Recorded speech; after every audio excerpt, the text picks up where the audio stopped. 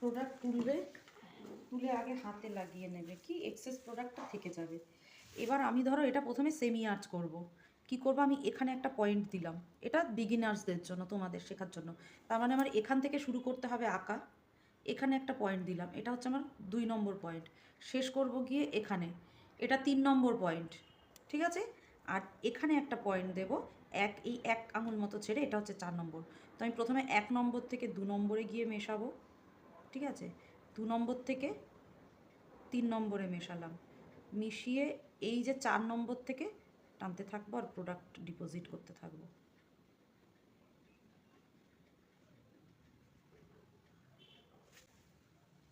প্রোডাক্টটা কিন্তু কখনো সামনে ডিপোজিট হবে না, ঠিক আছে। সামনে কি হবে, যে প্রোডাক্টটা দিয়েছি সেটা ব্রাশ করে উপর দিকে তুলে দেওয়া হবে। সামনে কোনো প্রোডাক্ট ডিপোজিট ওপরে হবে না, নিচটায় হবে। এবার নিচের যে প্রোডাক্টটা দিয়েছি সেটা আমি এরকম করে উপরে তুলে দেবো, দিয়ে ব্রাশ করতে করতে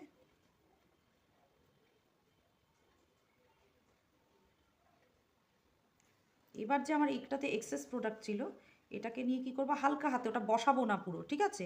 ওপরে যে আইল্যাশগুলো রয়েছে, আইব্রোর যে ল্যাশগুলো রয়েছে, হেয়ারগুলো রয়েছে, ওগুলোতে হালকা হাতে বুলিয়ে নেব, ঠিক আছে। বুলিয়ে আবার ব্রাশ করে দেওয়া। এটা তাড়াতাড়ি করতে হবে, না হলে জেল প্রোডাক্ট খুব তাড়াতাড়ি জমে যায়। আর খুব জোরে ব্রাশ না, যেন ব্যথা না লাগে স্কিনে। হয়ে গেল। হয়ে যাওয়ার পরে এবার হচ্ছে এটাকে ডিফাইন করতে হবে কনসিলার দিয়ে। ওপরটা করতে হবে আমার স্কিন কালার দিয়ে। আমি যদি এটাকে সেমি আর্চ করি, ঠিক আছে, সেমি আর্চ করলে আমার এখান থেকে শুরু করতে হবে আঁকাটা, 2 নম্বর পয়েন্ট থেকে। 2 নম্বর পয়েন্ট থেকে নিচের দিকে টানবো। আর কি করব, তারপরে এখান থেকে এখানে যাব।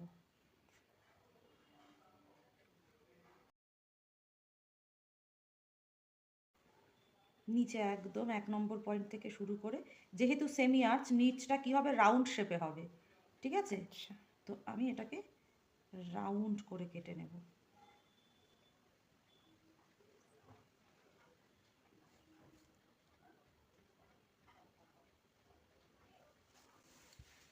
এটা হচ্ছে আমরা বিউটি ব্লেন্ডার দিয়ে এটাকে আমরা ফিনিশ করব, কিন্তু আমি তোমাকে এখন হাত দিয়ে দেখালাম, ঠিক আছে। হাত দিয়ে এই কারণে,